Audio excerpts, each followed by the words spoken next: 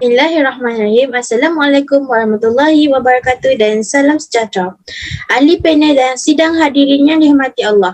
Segala puji kehadrat Allah Subhanahu Wa Taala kerana dengan limpah kurnia dan izinnya dapat kita bersama-sama bersua dalam forum pada pagi nirmala yang bening lagi cerah ini. Hadirin yang dihormati, sebelum saya memperkenalkan ahli-ahli panel yang segak bergaya pada hari ini, izinkan saya untuk mengupas terlebih dahulu tajuk forum kita pada hari ini.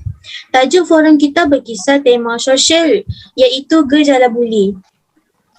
Remaja pada hari ini bakal menerajui pucuk pimpinan negara pada masa hadapan dan merupakan aset modal insan negara. Bak kata pepatah, pemuda harapan bangsa, pemudi tiang negara.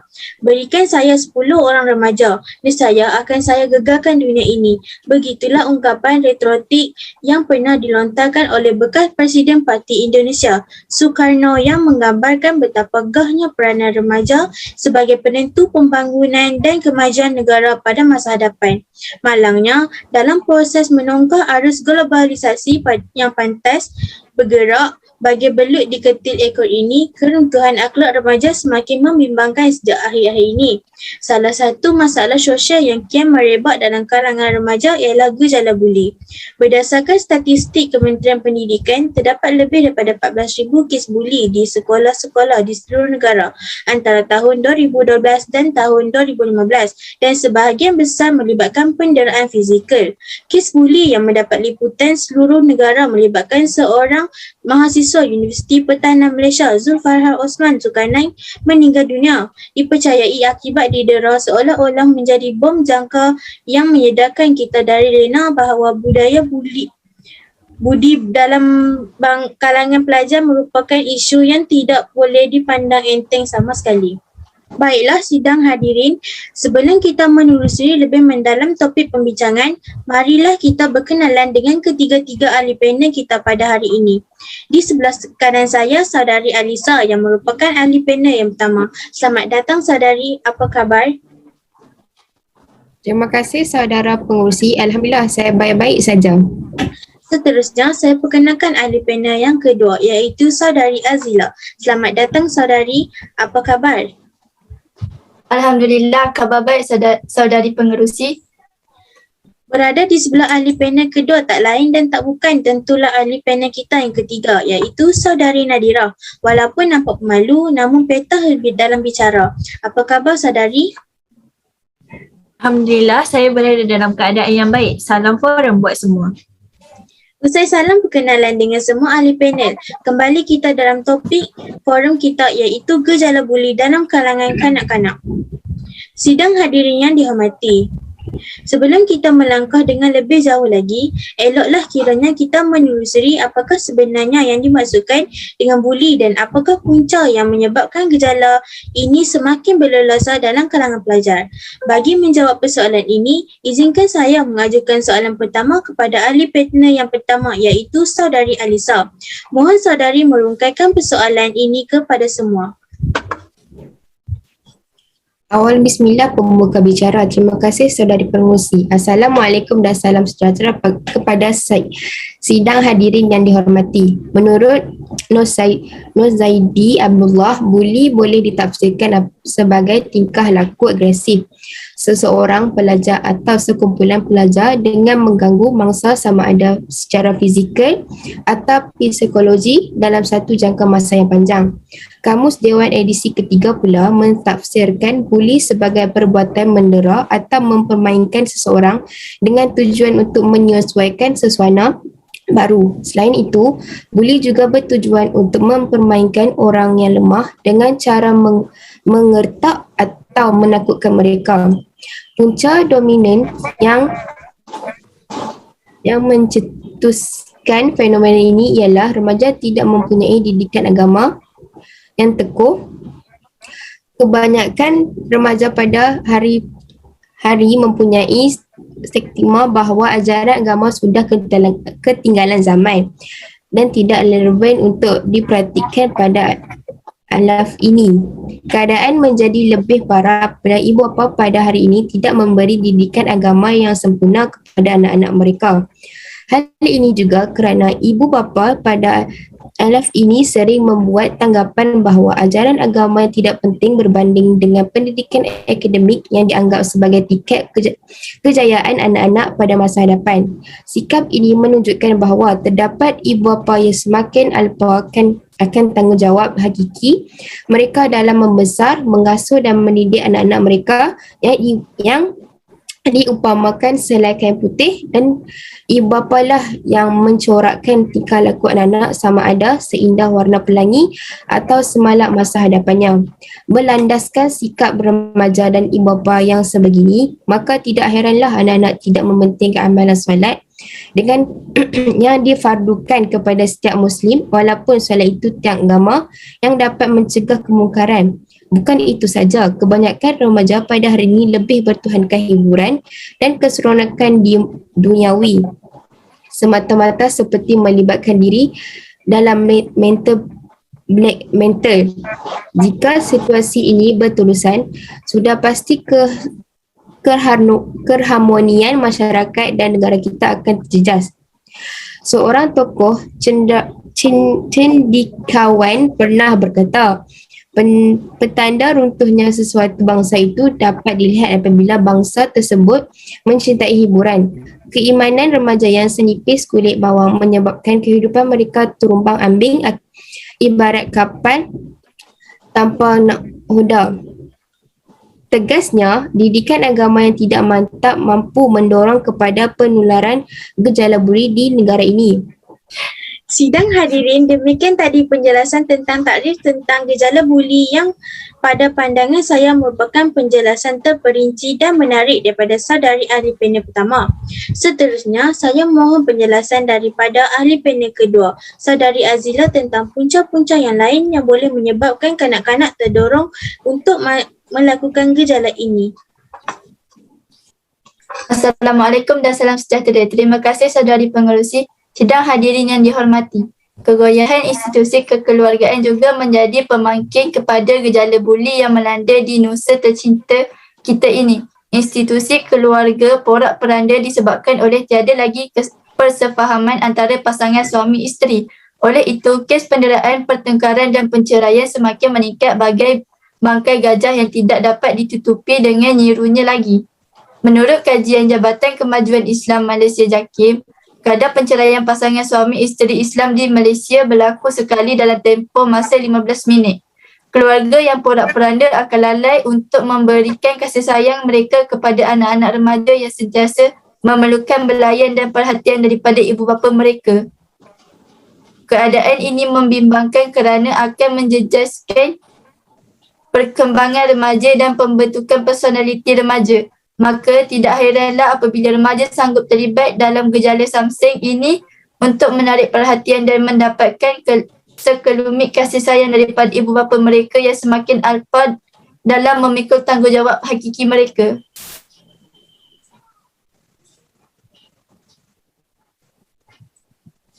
Jabatan Kebajikan Malaysia melaporkan bahawa 50% remaja yang terlibat dalam gejala negatif terdiri daripada remaja yang mempunyai konflik keluarga.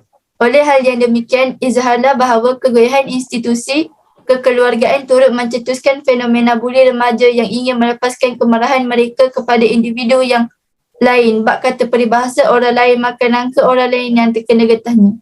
Jika kita kaji dari dimensi yang lain, pengaruh raka sebaya juga merupakan antara faktor gejala buli semakin menular dan kian serius bagi duri alam daging di negara kita pada hari ini.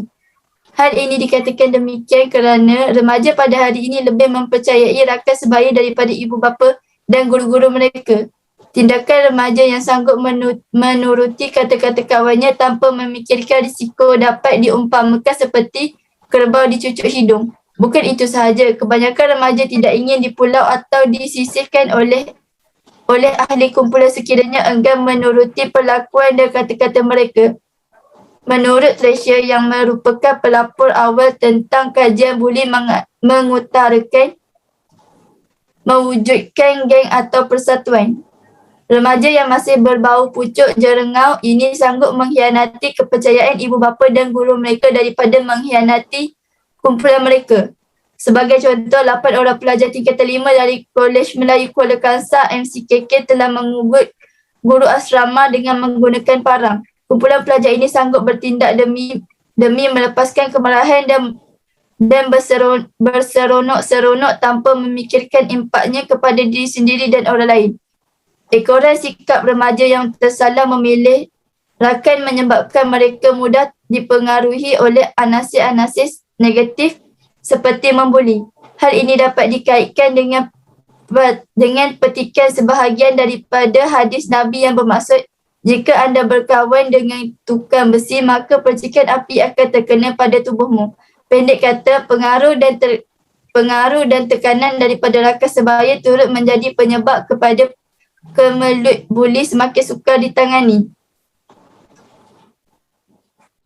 Terima kasih atas penjelasan yang panjang lebar tentang punca-punca lain yang boleh mendorong gejala buli dalam kalangan pelajar. Sahabat ahli panel dan sidang hadirin yang dihormati, apakah kesan perlakuan buli terhadap mangsa dan apakah tindakan yang sepatutnya diambil oleh mangsa? Silakan Saudari Nadira. Bismillahirrahmanirrahim. Assalamualaikum dan salam sejahtera. Terima kasih saudari pengerusi. Antara kesannya ialah mangsa buli akan mengalami kemurungan atau cemas. Selain itu, mereka terpaksa menempuh penderitaan berikut antaranya peningkatan perasaan sedih dan keseorangan, perubahan masalah tidur dan makan, hilang minat dalam aktiviti yang sering diceburi.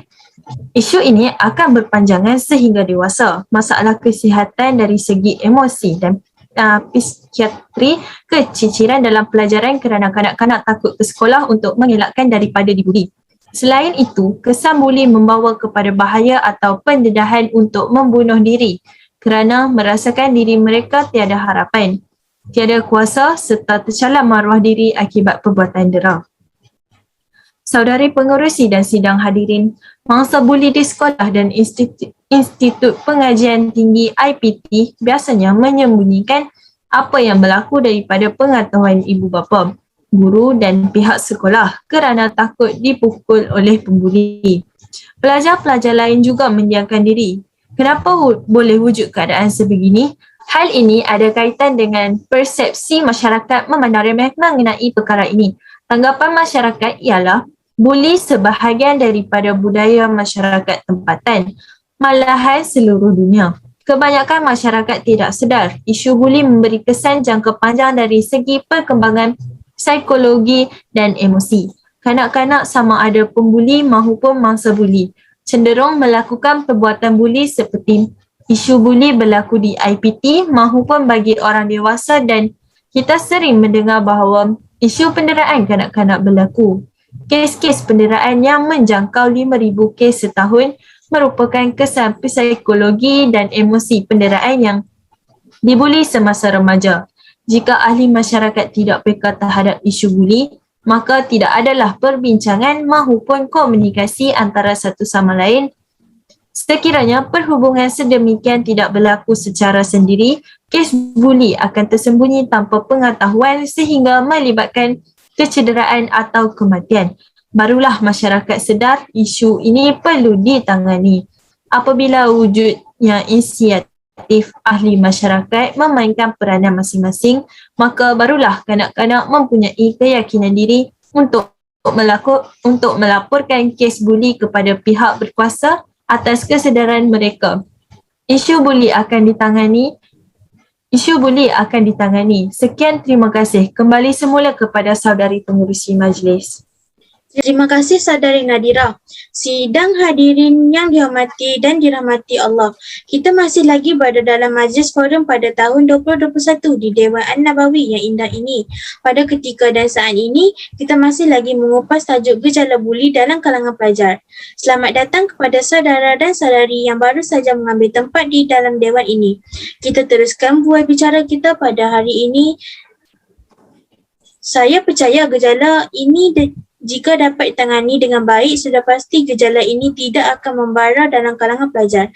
Soalan saya kepada ahli panel pertama, apakah langkah yang boleh diambil dalam usaha untuk menangani gejala ini? Terima kasih saudari pengurusi. Bak kata pepatah, tiada penyakit yang tiada penyembuhnya. Terdapat banyak langkah yang efektif boleh dijalankan bagi membendung gejala ini. Antaranya ialah ibu bapa perlu memainkan peranan yang penting dalam usaha untuk membendung kemelut ini. Ibu bapa haruslah menampilkan teladan yang baik kepada anak-anak mereka supaya anak akan mencontohi kelakuan ibu bapa mereka, kerana pada tanggapan anak mereka perbuatan ibu bapa adalah sentiasa betul dan patut diikuti. Janganlah ibu bapa berkelakuan baik di hadapan anak-anak saja, sedangkan mereka juga sering mengejek, menghina orang dan sebagainya. Bab kata pepatah, bapa murid anak rintik. Ketam mengajar anaknya berjalan lurus sedangkan dirinya berjalan sengit. Ibu bapa juga harus sentiasa mengambil perhatian tentang keadaan anak mereka semasa di sekolah dan memberi pelayan kasih sayang yang sepenuhnya kepada mereka supaya mereka tidak merasa sunyi dan diabaikan. Ibu bapa juga harus memupuk anak mereka sejak kecil lagi seperti melentur buluh biarlah dari rebungnya, agar sentiasa sudi meluangkan isi hati dan masalah yang dihadapi kepada mereka bagi mengatasinya bersama-sama. Kembali semula kepada saudari pengurusi.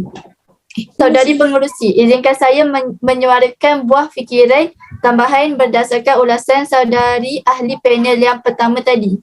Silakan saudari, kita masih lagi membicarakan tentang langkah-langkah yang boleh diambil untuk menangani masalah buli dalam kalangan pelajar. Para pelajar juga harus berganding bahu dengan pihak sekolah dalam usaha untuk membendung gejala ini. Para pelajar yang ternampak kes buli itu berlaku atau menjadi mangsa pembuli harus memberanikan diri untuk melaporkan kepada pihak sekolah dengan segera agar masalah itu dapat diatasi dengan secepat mungkin demi kesejahteraan sekolah. Manakala pihak sekolah yang telah menerima laporan aduan daripada pelajar juga harus berusaha mengatasi masalah itu dengan bersungguh-sungguh dan bukan sebaliknya dengan menutup kes itu dengan sesuka hati sahaja. Jika kes ini masih tidak dibicarakan, masalah kes buli akan semakin bertambah dan berleluasa lagi. Pihak sekolah boleh berjumpa dengan pelajar yang disyaki melibatkan diri dalam kes buli dan juga ibu bapanya untuk membincangkan masalah yang dihadapi oleh pelajar tersebut dan mendapatkan jalan keluarnya. Pihak sekolah harus mengenakan hukuman yang setimpal kepada pelajar tersebut agar tidak mengulangi perbuatan itu lagi dan juga dijadikan sebagai iktibar kepada pelajar yang lain. Disiplin dan peraturan sekolah juga perlu diketatkan dan ditekankan kepada para pelajar supaya para pelajar mengikuti etika peraturan sekolah dan tidak membuat kesalahan seperti penglibatan dalam gejala sosial seperti membuli. Tambahan pula, pihak kerajaan juga harus memainkan peranan dalam membendung gejala ini. Kementerian Pelajaran dan juga pihak sekolah harus menitik beratkan isu kes buli ini dalam pelajaran di sekolah melalui mata pelajaran tertentu seperti pendidikan moral, pendidikan Islam, pendidikan sivik dan sebagainya. Melalui pendidikan ini, para pelajar dapat kesedaran dan mempelajari kebaikan serta menjauhi gejala kurang baik. Kerajaan juga perlu bergabung dan agensi-agensi tertentu untuk mengadakan kempen kesedaran dan ceramah kesedaran tentang gejala membuli. Melalui cara ini, remaja dapat mempelajari kesan sampingan yang diperolehi daripada melakukan gejala membuli dan berupaya untuk tidak melakukan perbuatan ini terhadap orang lain. Contohnya, kempen anti-buli yang dijalankan di Pekan Marang telah mendapat sambutan yang menggalakkan dan lebih kurang 70% kes kes membuli dapat dikurangkan sekitar kawasan tersebut setelah kempen tersebut dijalankan. Terima kasih ahli panel yang kedua. Ahli panel yang ketiga pastinya mempunyai buah fikiran yang tidak kurang hebatnya. Silakan Sadari. Terima kasih saudari pengerusi majlis. Ahli panel dan sidang hadirin yang dihormati, pihak kerajaan juga harus memainkan peranan dalam membendung gejala ini. Kementerian Pelajaran dan juga pihak sekolah harus menitik beratkan isu kes buli ini dalam pelajaran di sekolah dengan melalui mata pelajaran tertentu seperti pendidikan moral, pendidikan Islam, pendidikan sivik dan sebagainya. Melalui pendidikan ini, para pelajar dapat kesedaran dan mempelajari kebaikan serta menjauhi gejala kurang baik. Kerajaan juga perlu bergabung dengan agensi-agensi tertentu untuk mengadakan kempen kesedaran dan ceramah kesedaran tentang gejala membuli. Melalui cara ini, remaja dapat mempelajari kesan sampingan membuli dan berupaya untuk tidak melakukan perbuatan ini terhadap orang lain. Contohnya, kempen anti-buli yang dijalankan di Pekan Marang telah mendapat sambutan menggalakkan dari lebih kurang 70% kes membuli dapat dikurangkan sekitar kawasan tersebut setelah kempen tersebut dijalankan. Sekian, terima kasih.